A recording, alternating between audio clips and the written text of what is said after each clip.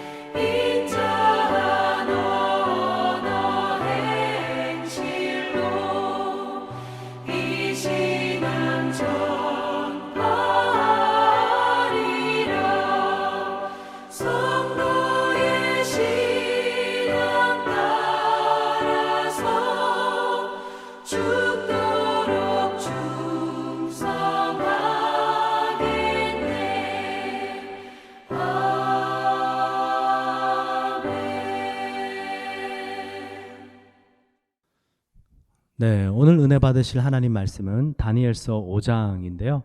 5장 전체를 한번 꼭 읽어보시고요. 22절부터 마지막 31절까지 함께 합독해 보도록 하겠습니다. 다니엘서 5장 22절부터 31절까지 함께 합독하겠습니다. 벨사사리어 왕은 그의 아들이 되어서 이것을 다 알고도 아직도 마음을 낮추지 아니하고 도리어 자신을 하늘의 주제보다 높이며 그의 성전 그릇을 왕 앞으로 가져다가 왕과 귀족들과 왕후들과 후궁들이 다 그것으로 술을 마시고 왕이 또 보지도 듣지도 못하는 금, 은, 구리, 쇠와 나무, 돌로 만든 신상들을 찬양하고 도리어 왕의 호흡을 주장하시고 왕의 모든 길을 작정하시는 하나님께는 영광을 돌리지 아니하는지라.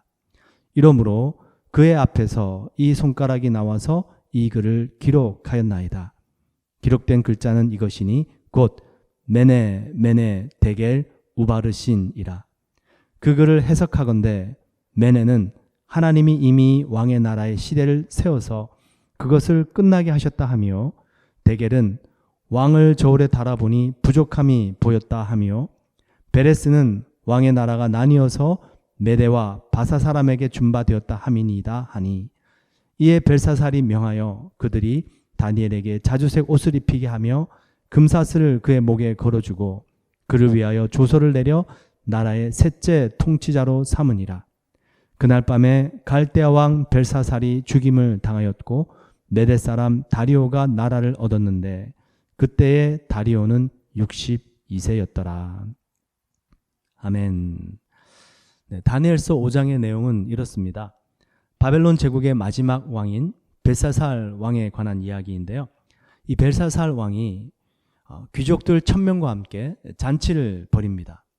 그 잔치 도중에 갑자기 벨사살 왕이 무슨 생각이 들었는지요?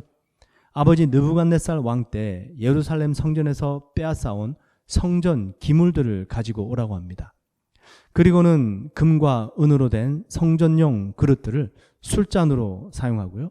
음식을 담아 그릇으로 사용합니다. 하나님을 업신여긴 것이죠.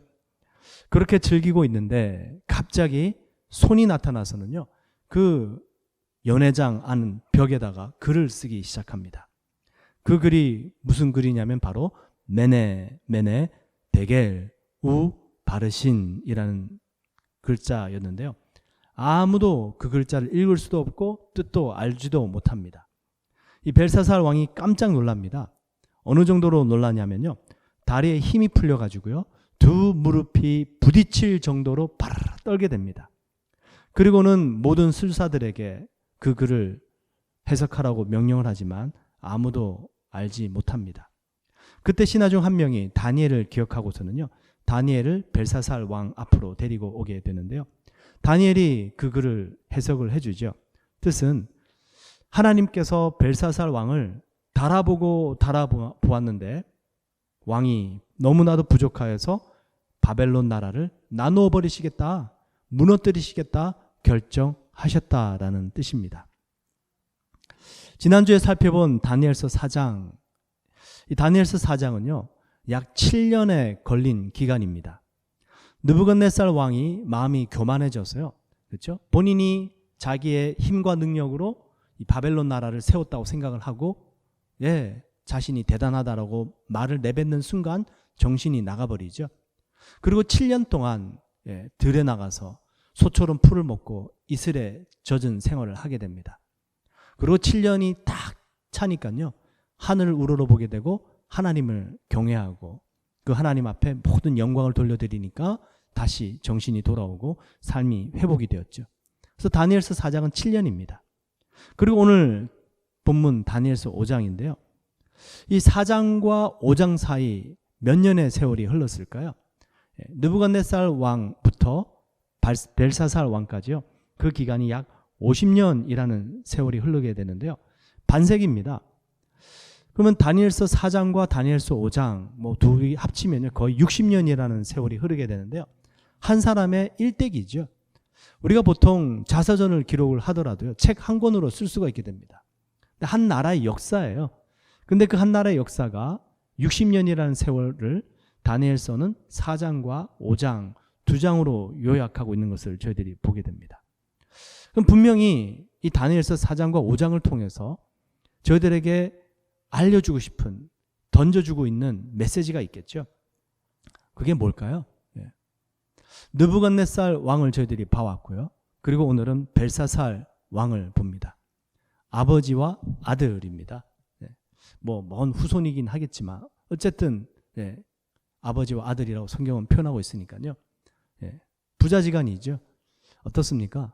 아들과 아들이 똑같죠. 어떤 사자 성어가 기억나십니까?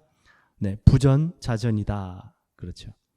여러분, 이게 지금 오늘의 메시지입니다. 느부갓네살 왕 자신의 후손들에게 왕위는 물려주었습니다. 그런데 신앙은 물려주지 못했다라는 것이죠. 느부갓네살 왕은 이방인이니까 그렇다 치고요. 하나님의 백성들 중에서도요, 신앙을 제대로 물려주지 못한 사람들이 있습니다. 그 신앙을 물려주지 못한 경우를 성경에서요, 찾아보고 한 3가지 유형으로 나눠봤는데요. 첫 번째 유형은 자녀가 우상이 된 경우입니다. 우리 잘 아시는 엘리 제사장이죠. 홈리와 비나스 두 아들들이 있었습니다. 이 엘리 제사장은요, 이 두 아들들에 대한 소문이 안 좋다라는 것을 듣게 돼요. 어느 정도로 안 좋냐면요, 백성들이 재물을 가지고 오면 제사도 드리기 전에 자신들이 먼저 좋은 것을 취해버립니다. 백성들이 말려요. 우리가 먼저 제사를 드리고 난 다음에 그 다음에 취하시오.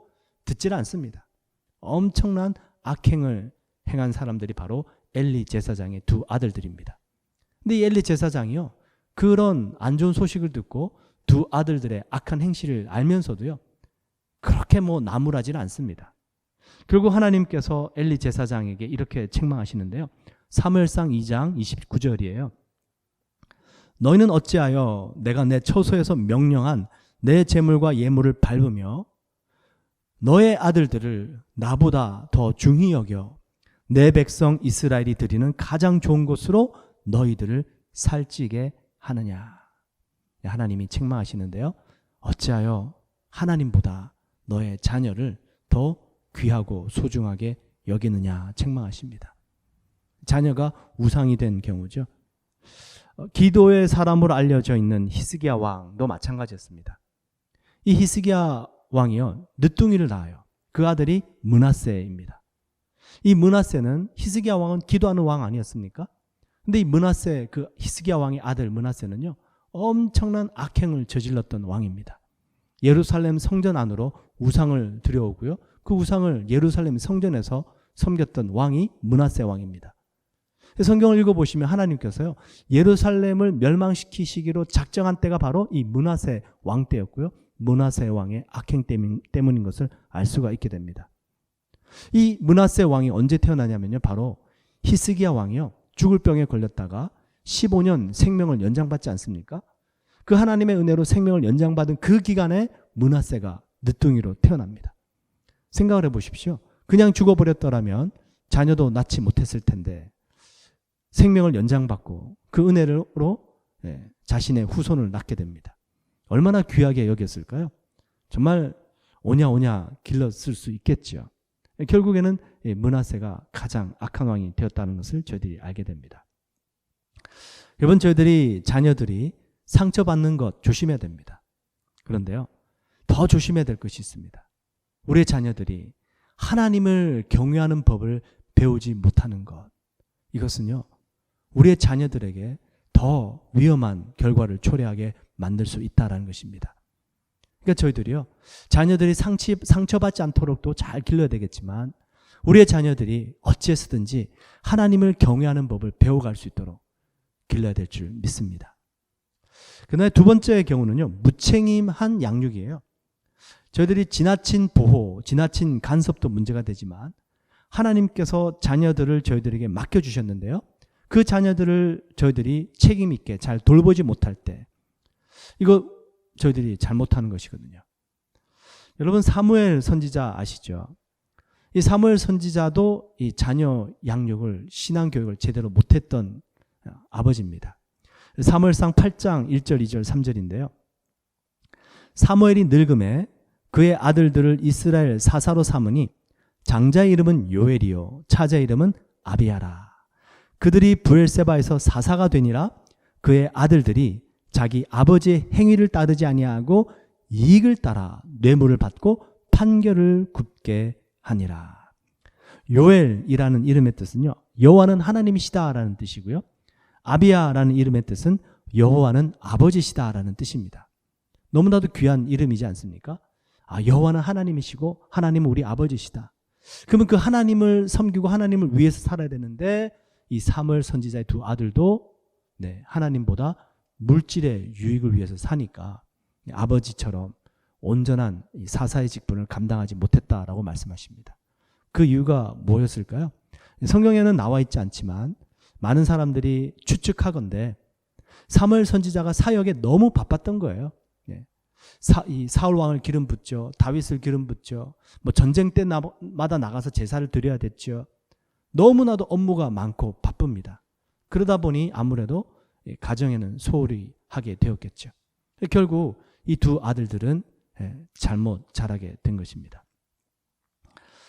마지막 세 번째 경우가 있는데요.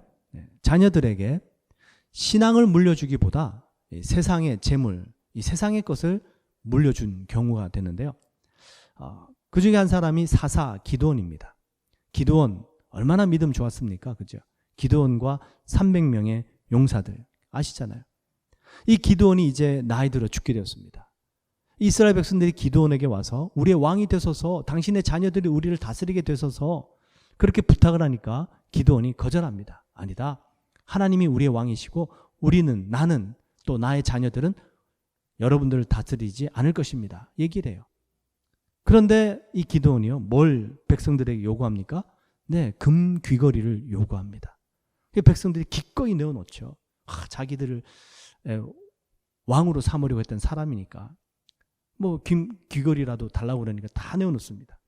그 받은 금 귀걸이를 녹여가지고요, 기드온이 뭘 만듭니까? 에봇을 만들죠. 금 에봇을 만듭니다.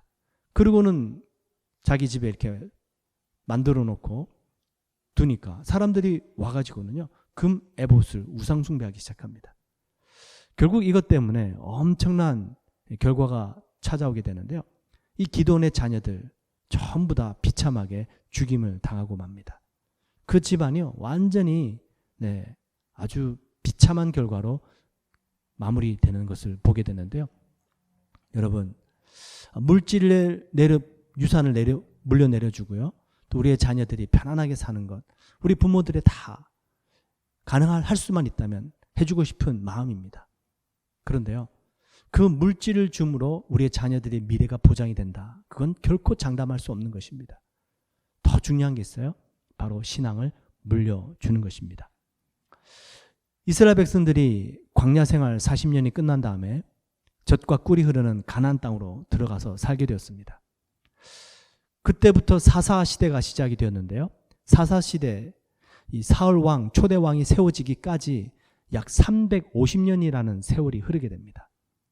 그 350년이라는 사사 시대 기간 동안요, 이스라엘 백성들은 그 젖과 꿀이 흐르는 좋은 땅에 살았지만 그들의 삶은 끊임없이 롤러코스터입니다. 올라갔다 내려갔다 계속해서 반복이 돼요.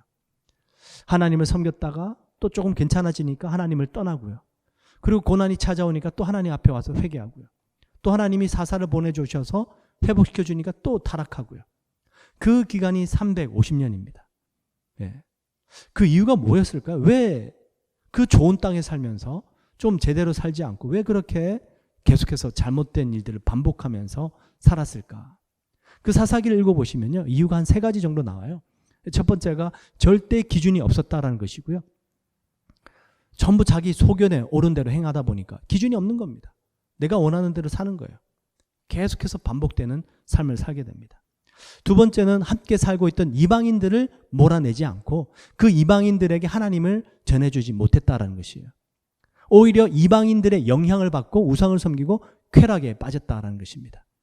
그리고 마지막 3번째 이유가 있는데 그게 뭐냐면요, 여호수아와 갈렙 이 세대들은요, 너무나도 좋은 신앙을 가졌고 가나안 땅을 정복을 했습니다.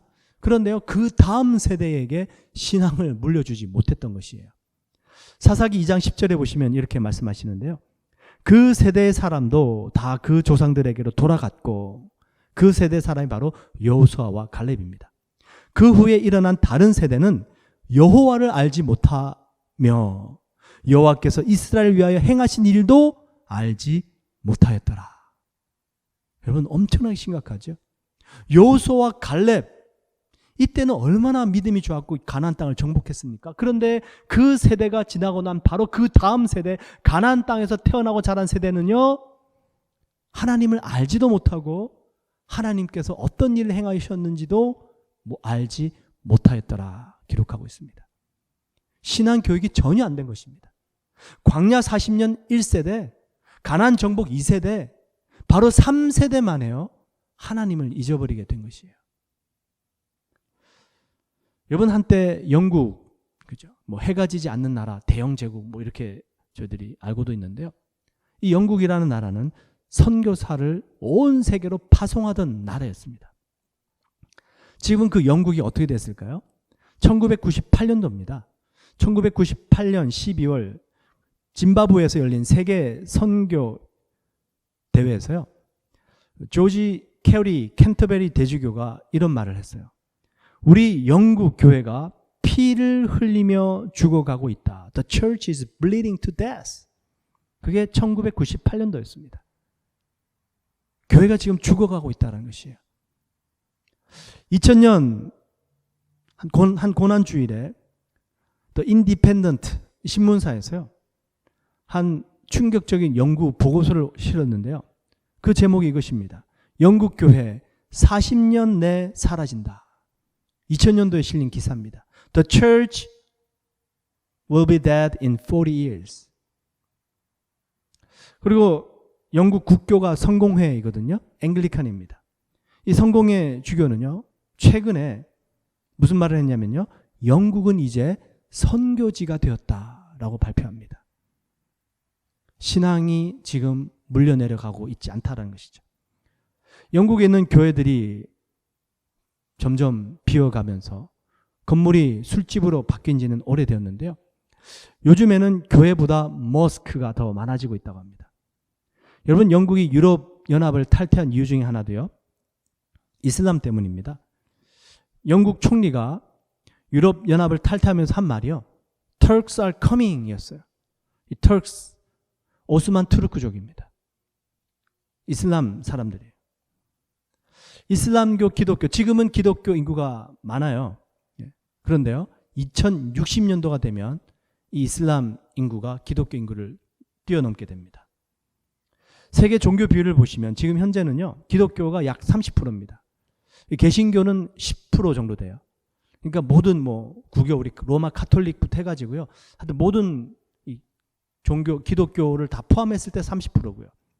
이슬람도 종파 구분 없이 23%입니다. 지금 현재는 그래요. 문제는 증가율입니다. 여러분, 기독교의 증가율은요, 30% 정도입니다. 그런데 이슬람의 증가율은 70%가 넘어요. 그러니 2060년도쯤 되면요, 이슬람 인구가 기독교 인구보다 훨씬 더 많아질 수 있다는 거죠. 앞으로 40년도 채 남지 않았습니다. 저희들은 없을 수는 있겠지만 저희들의 자녀들, 그 다음 세대입니다. 지금 이 시대 저희들은 코로나와 싸우느라 정신이 없는데요, 정말로 저희들이 신앙을 제대로 지키지 않고 이 신앙을 우리의 자녀들에게 물려주지 않으면 우리의 자녀 세대에 가서는요, 질병보다 더 심각한 이념이나 종교의 갈등으로 어쩌면 더 심각해지는 우리 기독교가 될 수 있다는 것입니다. 여러분, 이슬람교는 아주 강압적이고요, 좀 율법적인 성격을 띠고 있죠.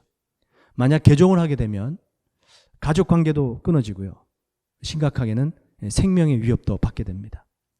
그러다 보니 자자손손 대대로요, 이슬람 인구는 많아질 수밖에 없습니다. 그리고 이슬람 사람들은요, 코란, 그들이 보는 성경이죠, 그 코란을 따라서 산하 제한을 하지 않습니다. 그냥 낳는 거예요. 그러다 보니 점점 더 증가율이 높아져 가고 많아지는 것이죠. 그럼 우리 그리스도인들은 어떻게 될까요? 우리도 막 강압적으로 하고 어떤 강압적인 방법을 통해서 우리의 신앙을 지켜가야 될까요? 네.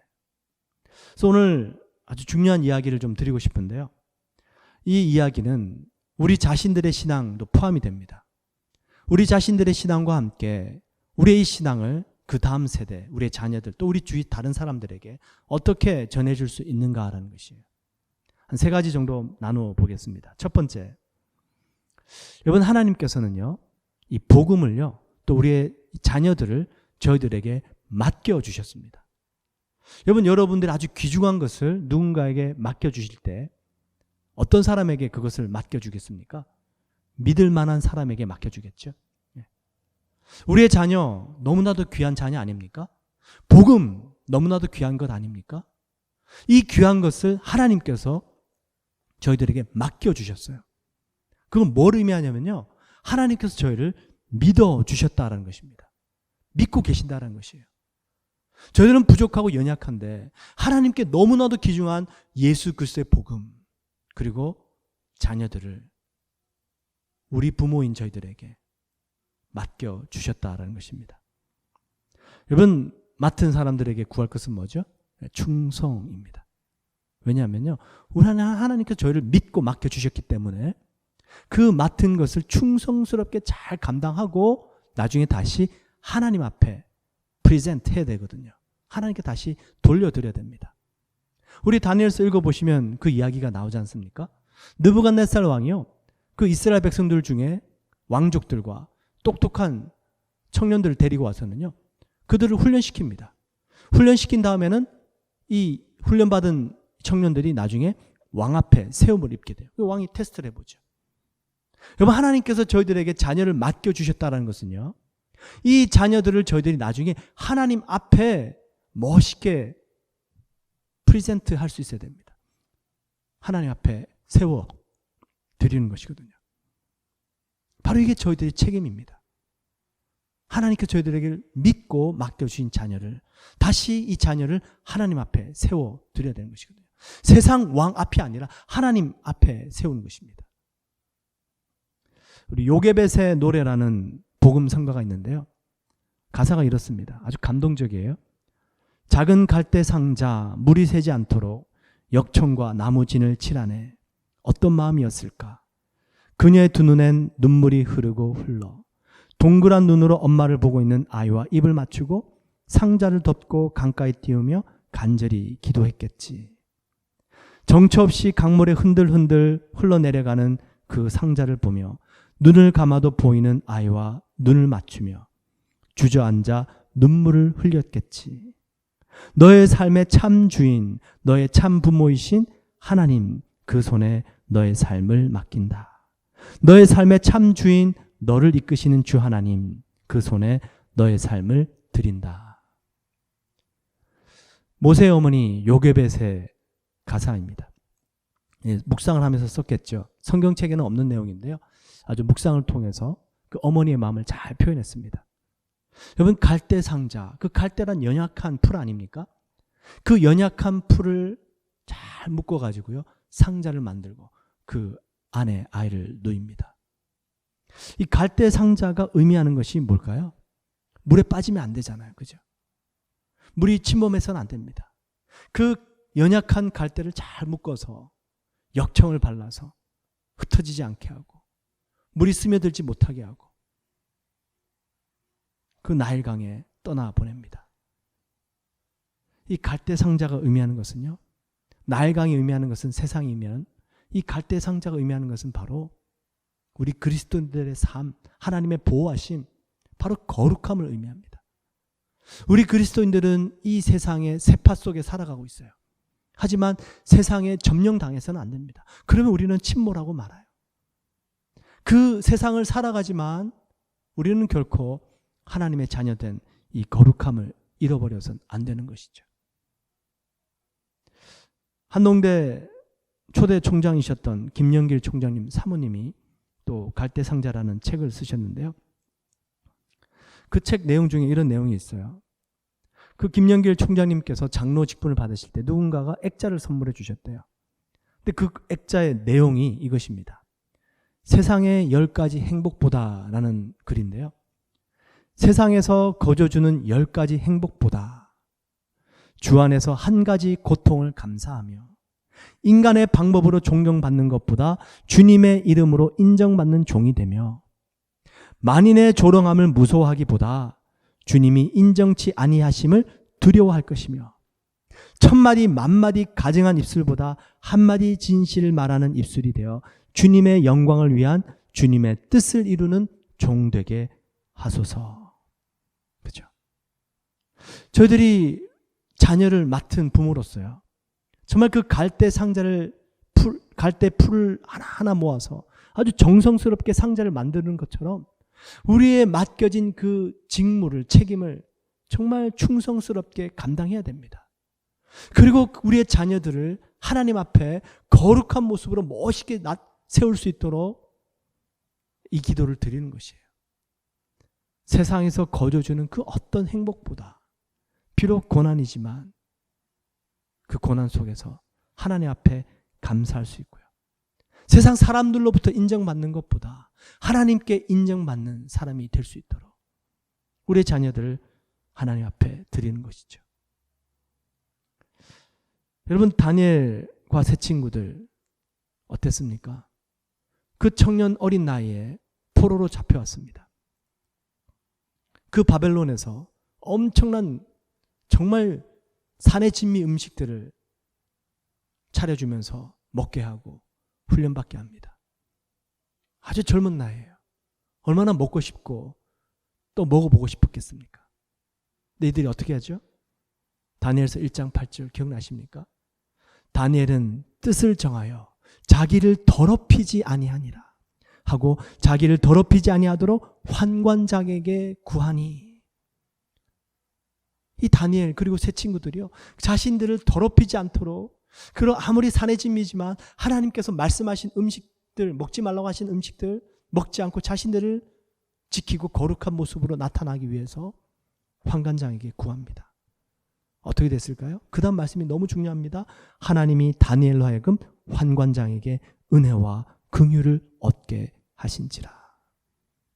여러분, 저희들이 세상과 타협하면 세상의 것을 취하고 얻을 수는 있습니다. 우리의 유익이 될 수는 있어요. 그러나 하나님의 은혜는 잃어버릴 수 있다는 것입니다.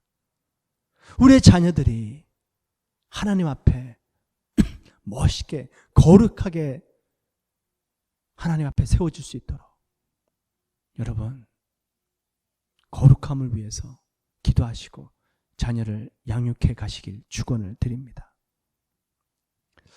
두 번째, 여러분, 신앙교육을요, 또 신앙이라는 그것을 너무 어렵게 생각하지 않으셨으면 좋겠습니다. 신앙은요, 너무나도 단순한 것이고요, 너무나도 쉬운 것입니다. 네, 하지 말라고 하는 거 안 하면 되고요, 하나님께서 하라고 하는 거 하면 됩니다. 근데 왜 신앙이 복잡해지고 어려워지냐면요, 우리의 생각이 들어가서 그래요. 우리의 생각이 들어가다 보니까 말씀이 의심이 되고요, 또 괜한 다른 것에 호기심이 나더라라는 것입니다. 그것 때문에 자꾸만 복잡해지는 것이에요.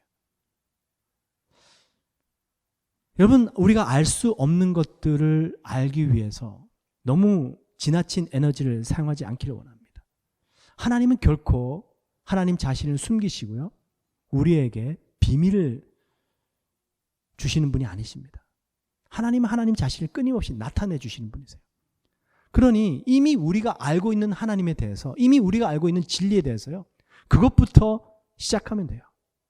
그걸 실천하고 또 그것을 우리의 자녀들에게 알려주면 됩니다. 매일 말씀을 읽고요, 밥 먹기 전에 기도하고요, 주일 예배 경건하게 잘 드리고요, 그죠? 아주 기본적인 겁니다. 이것부터 시작하시라는 것이죠.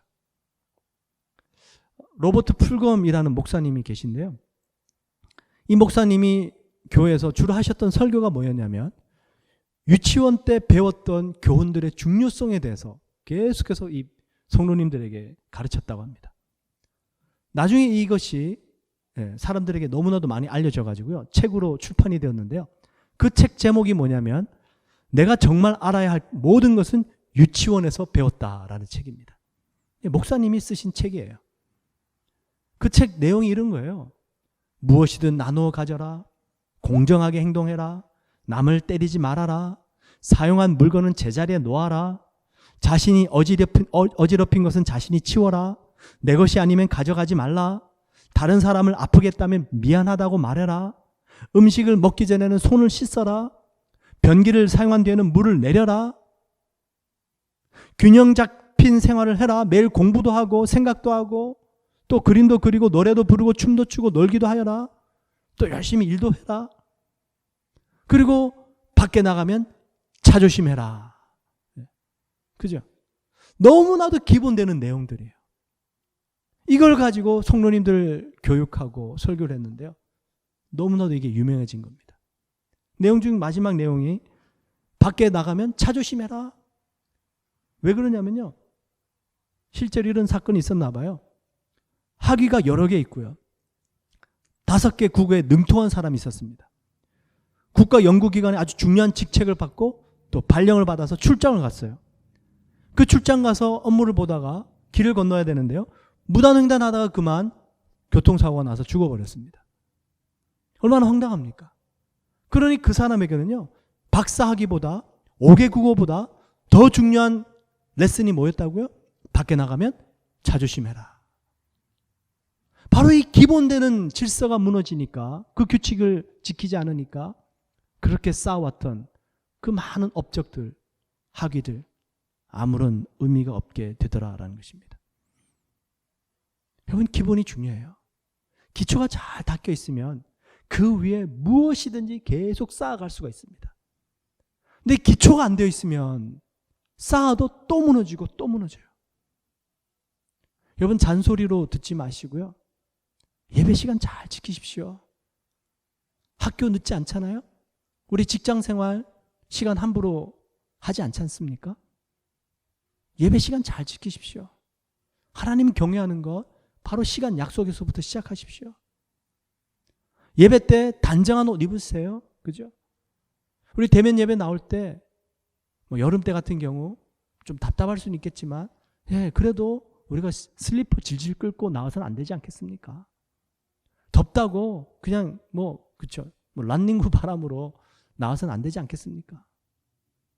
우리가 온라인으로 예배 드리지만, 아무도 보지 않지만 집에서 드리지만, 내 편한 자세로 소파에 앉아서 그냥 쭉 이렇게 쳐져서 마치 영화 보듯이 팝콘 먹으면서 그렇게 예배 드릴 수는 없지 않습니까? 예배 드리는 거잖아요. 하나님 앞에서. 헌금 생활, 그죠? 우리 어린 자녀들 받는 것뿐만이 아니라 베푸는 삶도 가르쳐야 되겠죠. 우리 김도호 목사님 코스타 집회 오시면요, 늘 하던 말씀이 있어요. 우리 청년들에게. 저도 그랬지만 대부분 가정에서는요, 부모님들이 잔소리합니다. 공부 좀 해라. 공부해서 남 주냐? 너 자신을 위해서 공부 좀 해라. 공부해서 남 주냐? 그죠? 우리 그런 소리 들으면서 자랐어요. 또 그런 얘기를 합니다. 근데 김도호 목사님이 계속 말씀하시는 거예요. 너희들 공부 열심히 해라. 그 공부 열심히 해서 남 주는 사람이 되라. 어렸을 때부터 베푸는 삶, 드리는 삶 훈련시켜야 된다라는 것입니다. 여러분, 이런 것들이 저희들이 몰라서 못하나요? 결코 아닙니다. 그죠? 이미 알고 있는 것들이에요. 이미 알고 있는 것들인데, 이미 알고 있는 것들에 대해서는 소홀히 하고, 그런 것들은 그냥 가볍게 생각하고, 자꾸 알지 못하는 것, 어려운 것, 이런 것들에 우리의 마음을 빼앗기다 보면요, 신앙 교육이 잘 안 되는 수 있다는 것입니다. 여러분, 사무엘 선지자 어린 시절 모습이 어땠습니까? 엘리의 제사장은 눈이 어두워서 제대로 업무를 보지 못했습니다. 그리고 이 사무엘은 어렸을 때 그 엘리 제사장 옆에서 하나님의 전에서 돌보게 되는데요. 사무엘상 3장 2절 3절입니다. 엘리의 눈이 점점 어두워 가서 잘 보지 못하는 그때에 그가 자기 처소에 누웠고 하나님의 등불은 아직 꺼지지 아니하였으며 사무엘은 하나님의 궤에 있는 여호와 전에 누웠더니, 그 어린 사무엘이요, 자기 방 침실에 눕지 않고요, 여호와 전에 누워 있습니다. 왜 그랬을까요? 등불을 꺼뜨리지 않기 위해서요. 엘리 제사장은 눈이 어두우니까 꺼졌는지 안 꺼졌는지 잘 몰랐습니다. 그런데 어린 사무엘은 성전에 자면서 그 성전에 있는 등불, 촛대, 이거 꺼뜨리지 않도록 돌본 것이에요. 어렸을 때부터 아주 작은 것, 기본적인 것부터 배워나갔습니다. 나중에 어떻게 됐을까요? 그 큰 사무엘, 사무엘상 7장 5절이에요. 사무엘이 이르되 온 이스라엘은 미스바로 모이라. 내가 너희를 위하여 여호와께 기도하리라 하며. 보세요. 아주 작은 일을 충성스럽게 감당한 그 아이가 온 이스라엘을 위해서 하나님 앞에 기도하는 사람이 되는 것을 보게 됩니다. 여러분, 기초가 튼튼하지 않으면 그 위에 그 어떤 것을 쌓아도요 소용없습니다. 그런데 기초가 튼튼하면 계속 쌓아갈 수 있는 거예요. 여러분, 여호수아 아시죠? 모세의 뒤를 이은 차세대 리더입니다. 이 여호수아가 어떻게 리더가 되었을까요? 여호수아는 모세의 몸종이었거든요. 몸종은 그냥 그쵸, 옆에서 거들고 뭐 시키는 일 하는데요. 그러면 몸종이니까 그 자신이 섬기는 주인 모세에게만 잘 보이면 될 것 같죠. 그렇게 생각할 수 있습니다. 근데 여호수아는 아니었다는 것이에요. 이 여호수아는 모세의 몸종이었지만 하나님 앞에서 그 직분을 감당했습니다. 민수기 27장 18절에 여호와께서 모세에게 이르시되 눈의 아들 여호수아는 신에 감동된 자니 너는 데려다가 그에게 안수하고. 하나님의 신에 감동되었대요. 그게 무엇을 의미하냐면요, 사람 앞에서 행한 사람이 아니라 하나님 앞에서 모든 것들을 행했다라는 의미입니다. 그래서 보시면 출애굽기 33장 11절에 그 여호수아의 모습이 잘 나와 있는데 이렇게 기록합니다. 사람이 그 친구와 이야기함 같이 여호와께서는 모세와 대면하여 말씀하시며 모세는 진으로 돌아오나. 모세가 하나님과 대면했어요. 그리고 그 하나님과 대면한 그 모든 것이 기도가 끝나고 난 다음에 모세는 돌아갔어요. 그 수종자 눈의 아들 청년 여호수아는 회막을 떠나지 아니하니라. 뭐 했을까요? 기도한 거예요. 자신의 주인 모세가 회막 떠났어요. 그럼 나도 떠나야지. 이제 끝났다. 무슨 기도를 그렇게 오래 해. 그게 아니고요. 모세가 하나님과 대화하고 떠난 다음에도 여호수아는 그 자리에 남아서 하나님, 저도 하나님 만나고 싶습니다. 하나님, 이 부족한 저도, 이 어린 저도 정말 이 모세 위대한 리더처럼 주님께 쓰임 받고 싶습니다. 기도했던 것이죠. 여러분, 신앙 교육, 우리의 신앙이라는 것은요, 대단한 일을 행하고 우리가 알지 못하고 아주 비밀스러운 일을 캐내고 어떤 큰 능력을 행하는 것이 아니고요, 정말 기본적인 것, 이미 우리가 알고 있고요, 그리고 정말 우리가 할 수 있는 일들, 그것부터 시작하면 됩니다. 그것부터 우리 자녀들에게 잘 알려주고 교육하면요, 그 기초가 튼튼하게 다져진 우리의 자녀들의 신앙이 나중에 큰 나무가 되어서 나라를 위해서 기도하고 정말 주님께서 쓰시는 귀한 차세대 리더가 될 수 있을 줄 믿습니다. 마지막 세 번째, 여러분, 저희들이 신앙의 기초를 다져가기 위해서요, 나름대로의 그 형식, 또 나름대로 어떤 자세 중요합니다. 그런데요, 그 신앙의 기초가 형식이나 거칠애가 되어서는 안 되겠죠. 그러기 위해서 이 마지막 이 단계가 너무나도 중요한데요, 저희들 자신도 그렇고 우리 자녀들도 그렇고요, 정말로 인격적으로 하나님을 알아갈 수 있도록 이걸 저희들이 훈련해야 합니다. 바벨론 포로에서부터 다시 고향으로 돌아온 이스라엘 백성들이요, 정말로 그때부터는 우상을 섬기지 않고 열심을 다해서 하나님의 말씀을 따라 살아가기 시작합니다. 그리고 그 세월이요, 이제 400년, 500년 흘러요, 예수님 때가 됐습니다. 자, 예수님께서 이 땅에 오셨을 때 이스라엘 백성들을 향해서 계속해서 책망하신 말씀들이 뭐였죠? 특별히 유대 종교 지도자들 향해서 전부 그들에게 율법주의에 대해서 책망하시죠. 회칠한 무덤들아, 너희들이 무덤에 회를 칠해서 겉모습은 하얗지만 그 속은 썩어 있다. 그죠? 그렇게 바벨론 포로 기간 동안에 하나님의 말씀에 대해서 또 하나님을 경외하는 법을 배운 이스라엘 백성들이요, 돌아와서 다시 성전을 재건하고 하나님의 말씀에 열심을 냈습니다. 근데 400년, 500년 세월이 흘러가면서 다시 어디에 빠져버리냐면 우상 숭배는 하지 않지만 율법주의 신앙, 형식주의 신앙, 거칠의 신앙에 빠져버렸다는 것이에요. 조심해야 되겠죠. 여러분, 하나님을 인격적으로 만나지 못하고 하나님을 어떤 다른 우상처럼 섬기게 될 때 이런 일들이 벌어진다라는 것입니다. 느부갓네살 왕도 마찬가지죠. 하나님의 큰 능력은 몇 번이나 체험했습니다. 그런데도 그 신앙을 자기의 아들 벨살살에게, 자신의 후손들에게 물려주지를 못했어요. 왜 그랬을까요? 인격적인 하나님을 몰라서 그래요. 하나님의 인격적으로 만난 것이 아니고요, 그냥 또 다른 하나의 신처럼, 무상처럼, 종교처럼 하나님을 알았던 것이죠. 그러니 여기 벨사살 보십시오. 뭐 금, 은, 동, 철, 뭐 이런 나무로 만들어 우상을 섬겨요. 근데 하나님을 알지 못합니다. 신앙 교육이요, 인격적인 하나님을 전혀 배우지 못한 거예요. 그 인격적인 하나님을 만난 사람과 만나지 못한 사람의 차이가요, 성경 읽어보시면 계속 나오는데요.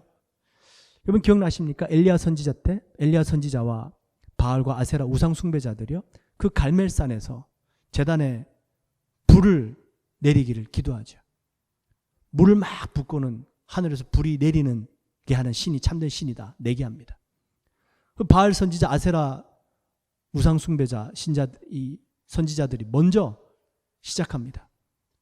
아침부터 시작해서요, 오후 늦게까지 계속 불을 내려달라고 자신들 나름대로 종교 행사를 치르는데 도저히 역사가 나타나지 않습니다. 나중에는 이들이 어떻게 합니까? 칼로 자신들의 몸을 해요. 피를 내립니다. 이게 종교라는 것이에요, 여러분. 이게 우상 숭배라는 것이에요. 뭔가 막 내가 해야 되는 거예요, 열심히. 여기에는 어떤 인격적인 관계가 없어요. 그죠? 불이 내렸습니까? 없죠. 내릴 리가 없죠. 우상인걸요? 우상은 여러분 나무 조각입니다. 인간이 만든 것이에요. 역사가 나타나질 않습니다. 그리고 이제 엘리야 선지자 차례가 됐습니다. 엘리야 선지자 기도합니다. 그 기도 내용이 이것이에요. 열왕기상 18장 36절인데요. 아브라함과 이삭과 이스라엘의 하나님, 그죠? 역사의 주관자 여호와여, 주께서 이스라엘 중에서 하나님 되심과 내가 주의 종이 됨과 내가 주의 말씀대로 이 모든 일을 행하는 것을 오늘날 알게 하옵소서. 하늘에서 불이 내립니다. 여러분 이 기도 내용을 가만히 한번 읽어보십시오. 열왕기상 18장 36절이에요. 한번 묵상을 해보세요. 아브라함과 이삭과 야곱의 하나님, 우리의 조상 때부터 만나주신 하나님, 그 조상을 통해서 나타나 주신 하나님, 이스라엘 중에서 하나님이 하나님 되심과 이스라엘 백성들과의 관계죠. 제가 하나님의 종 된 것과 하나님과의 관계죠. 제가 주의 말씀대로 이 모든 일을 행하는 것을 알게 하여 주옵소서. 하나님의 그 말씀을 따라서 저는 행하고 있습니다. 이게 인격적인 관계죠. 서로 대화할 수 있는 거예요. 말씀을 주고받고 그 말씀을 순종하고 또 하나님 앞에 기도를 드리고, 인격적인 관계입니다. 여러분 우리 사울 왕과 다윗을 비교해 보시면 금방 알 수 있어요. 그죠? 인격적인 관계가 무엇인가. 사울 왕 전쟁을 승리하기 위해서 제사 얼마나 열심히 드렸습니까? 최고의 제물 드리려고 애썼습니다. 근데 하나님과 인격적인 관계가 안 되니까요, 뭐가 안 되냐면 순종이 안 되는 거예요. 내가 원하는 일은 하는데 하나님의 뜻에 순종은 못 하는 거예요. 인격적인 관계가 안 돼 있으니까요. 다윗은 어떻습니까? 다윗은 범죄한 후에 제사를 드리지 못했어요. 안 드렸습니다. 하지만 그 하나님의 인격적인 관계를 알았기 때문에 다윗은 마음을 찢고 통에 자복하면서 상한 심령으로 하나님께 나아가는 것을 보게 됩니다. 그리고 하나님의 말씀을 따라 순종하고 하나님을 경외하며, 하나님께서 다윗을 내 마음에 합한 자라 말씀하시죠. 여러분 성경이 말씀하시는 신앙은요, 그죠? 정말 하나님과의 인격적인 관계를 말씀하고 있습니다. 이 다니엘서 말씀을 시작하면서 제가 제 생각이라기보다는요, 그냥 이렇게 기도하게 된 것인데요. 저도 모르는 게 어떤 기도가 계속 시작을 됐고 하게 되냐면, 하나님 성령 충만 주세요. 성령 충만하게 해주세요. 그 기도가 다니엘서를 시작하면서부터 계속 되어지고 있습니다. 요엘서 2장 28절 29절에 보시면 하나님께서 하나님의 신을, 하나님의 영을 누구에게 그리고 언제 부어주시겠다고 말씀하시냐면요, 만민에게 부어주시겠다고 먼저 말씀하세요. 그리고 나중에는 남종과 여종에게 부어주시겠다고 말씀하십니다. 그리고 또 언제 부어주시겠다고 말씀하시냐면 그 후에 부어주시겠고 그 전에 부어주시겠다고 말씀하시는데, 그 후는 예수 그리스도의 십자가 사건과 부활 승천 사건 이후를 의미합니다. 그 전은 여호와의 크고 두려운 날이 이르기 전에 부어주시겠다고 또 말씀하십니다. 예수님이 부활 승천하시고 모순절 마가의 다락방에 성령이 임한 이후부터요, 다시 크고 두려운 날이 이르기 전에 모든 만민과 하나님의 남종과 여종에게 하나님의 영을 부어주시겠다고 약속하셨습니다.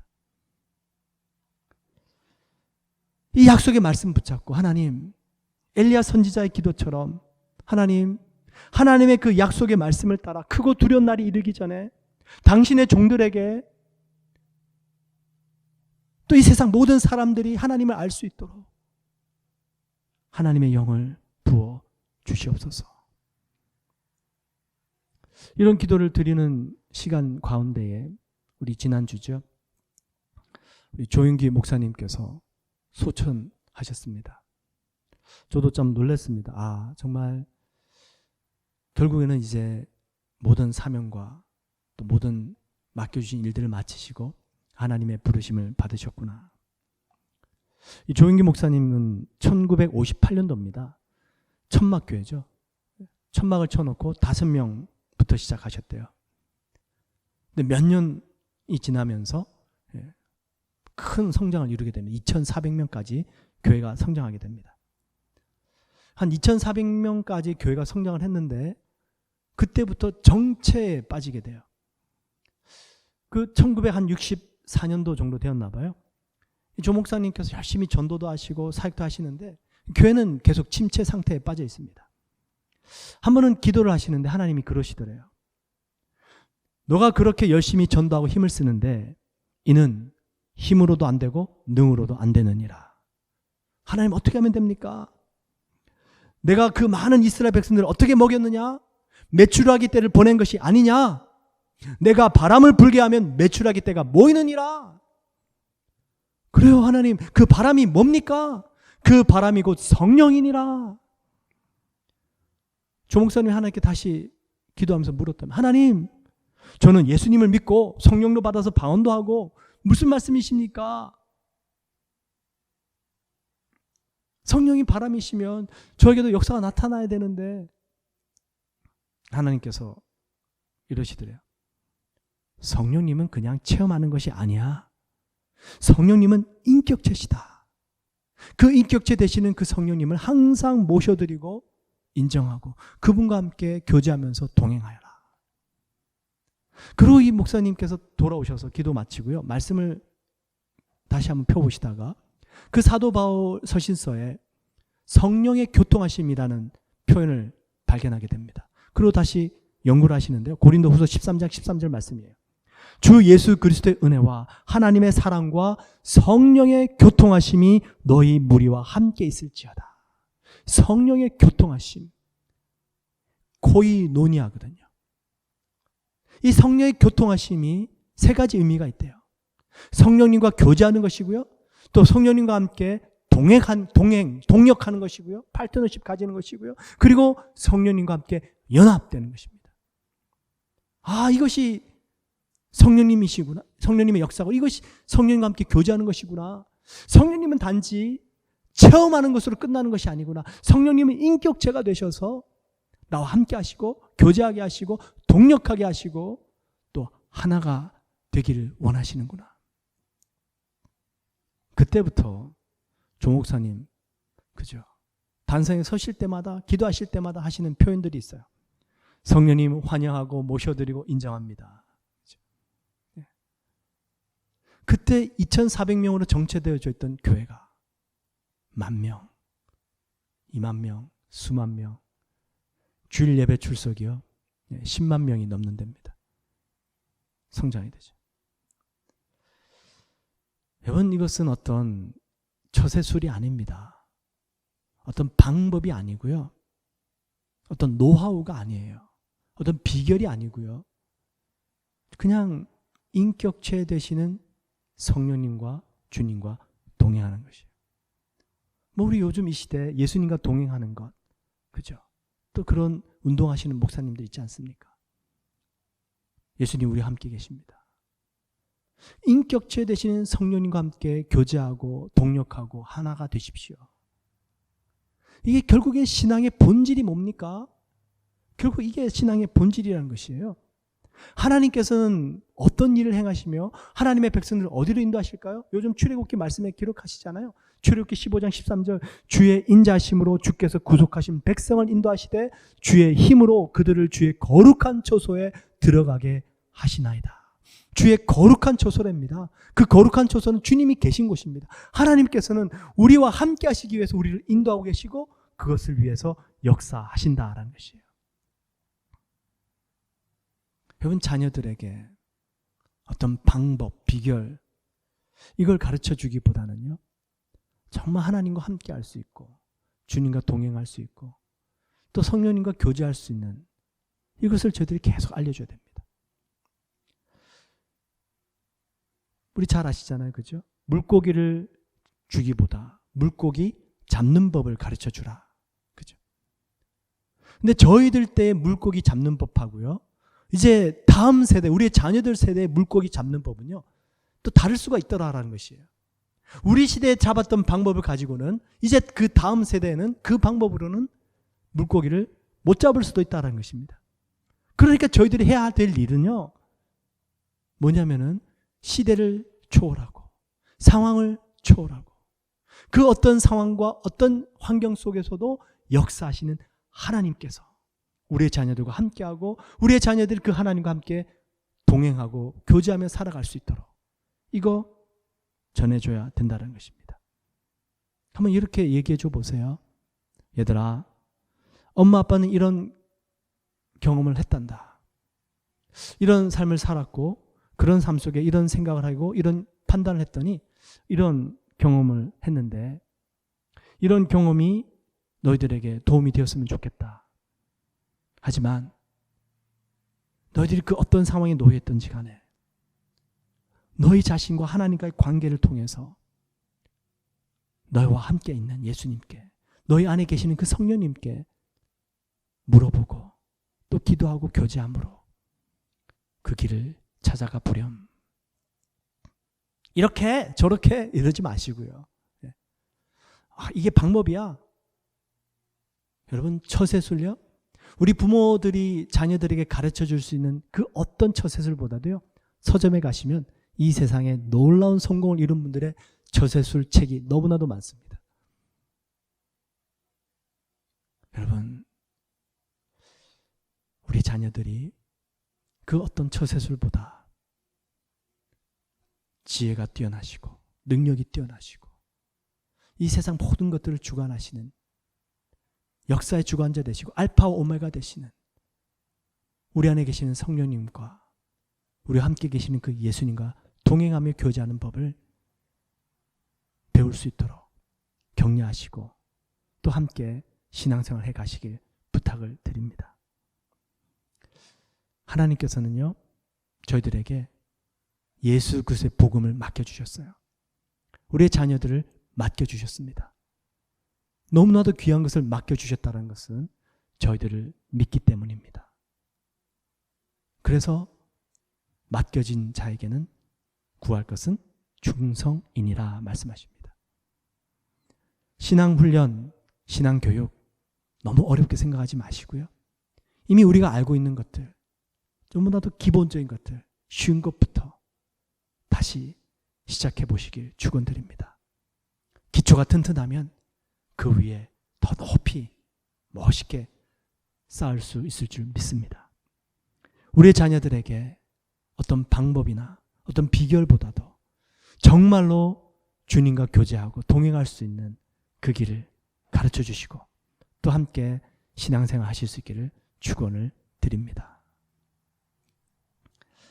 하나님 감사합니다. 이 시대 정말로 저희들이 우리의 믿음으로 사는 삶을 살아가기 원합니다. 하나님이여, 하나님의 택한 당신의 백성들에게 이 믿음의 길을 걸어갈 수 있도록 우리 주님 인도하여 주시옵시고, 주님과의 교제와 가장 기본적인 것부터 그 기초를 잘 다져가면서 주님을 충성스럽게 섬겨드리고 그 모든 것들을 주님께 내어 맡겨드림으로 정말 저희들의 삶이 하나님께서 인도하시고 또 우리 귀한 자녀들에게 하나님이 만나주시고 인도해 주시는 귀한 역사가 일어날 수 있도록 하나님 인도하여 주옵소서. 예수님의 이름으로 간절히 기도드리옵나이다. 아멘. 이 시간 주님의 은혜를 간절히 사모하면서 고백하기 원합니다. 성령이여 임하소서.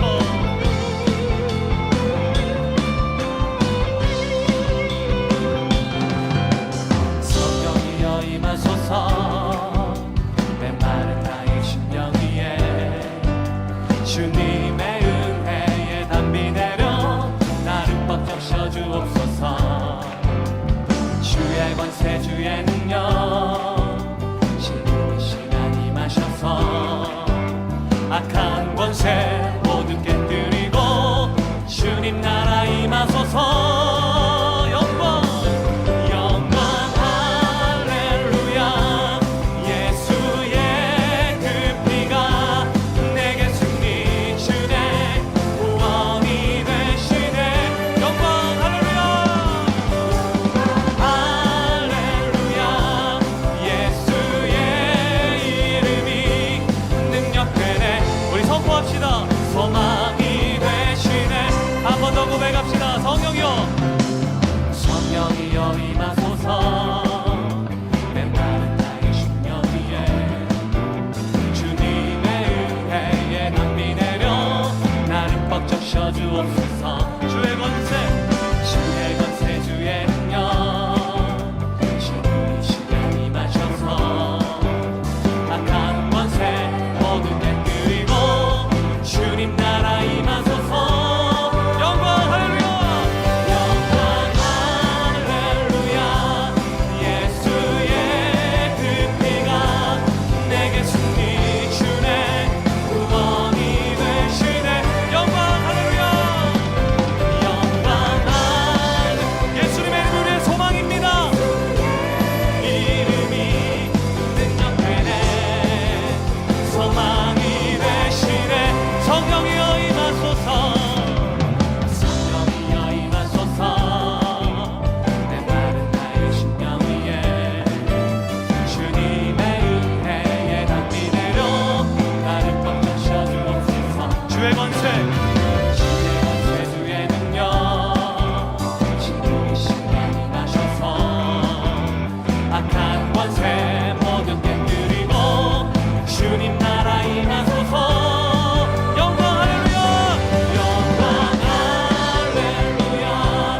예수의 그 피가 내게 승리 주네 구원이 되시네. 영광 할렐루야. 예수의 이름이 능력되네. 우리 주님의 능력을 선포하며 고백합시다. 영광 할렐루야. 영광 할렐루야.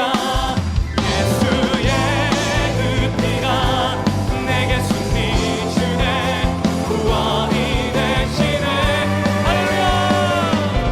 영광 할렐루야. 예수의 이름이 능력되네. 소망이 능력되네. 소망이 되시네.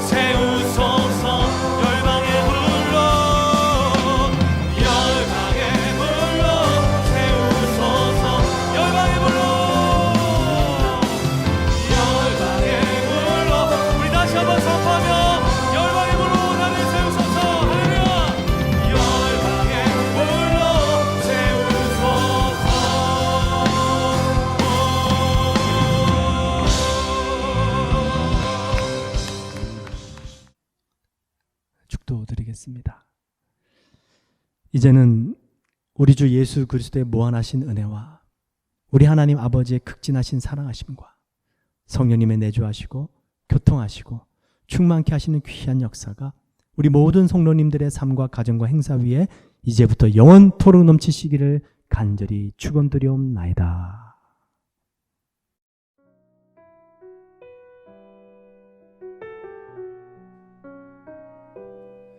예수 십자가에 흘린 피로써 그대는 씻기어 있는가. 더러운 죄 이게 하는 능력을 그대는 참으지 않은가. 주 예수와 밤낮 스로 늘